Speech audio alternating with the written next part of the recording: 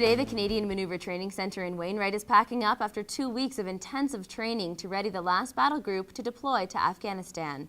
The program is involved, to put it mildly. The grounds are transformed into a replica of Afghanistan and filled with Afghan actors so soldiers can live through recreated scenes they might encounter while in theatre. This is a funeral procession for a local leader's daughter. She was run over by a Canadian Forces vehicle, leaving the mood in this village tense and giving the Taliban an opportunity to retaliate. The car bomb injured 3 Canadian soldiers and they counted about 20 civilian casualties.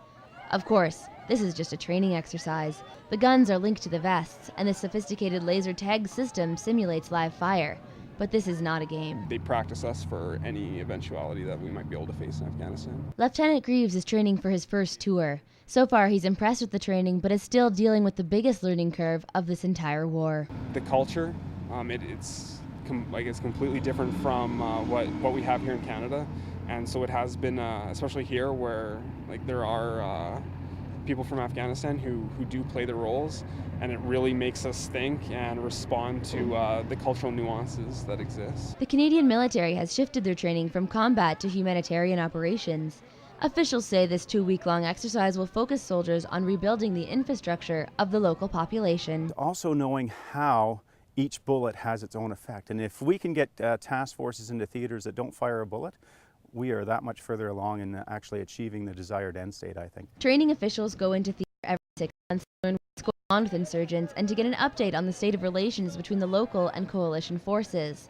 They use that information to plan the training program, replicating exactly what's on the ground. The Canadian area of responsibility has shrunk, so we have taken that into consideration as we've written this exercise for them, and as the exercise plays out, it's reflecting what they're going to see when they do arrive. Although these actors are given specific parts to play, the exercise is free-flowing. The actors react to how the soldiers treat them. Learning and knowing how the Afghans feel and think is very important, and through lessons, through scenarios, to our training, through the reality of what is replicated here on the ground, we try to achieve that cultural awareness. The battalion preparing for war is made up of 1,400 soldiers, most from Valcartier, Quebec.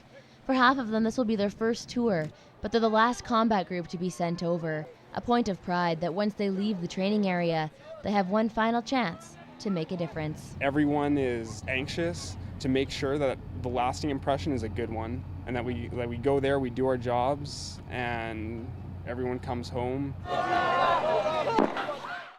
That's all the time we have for this week. If you have a comment or question about the show, email us at aroundtheregion@newcap.ca. Or as always, you can go to newcaptv.com for more information. I'm Whitney Stinson, and we'll see you around the region.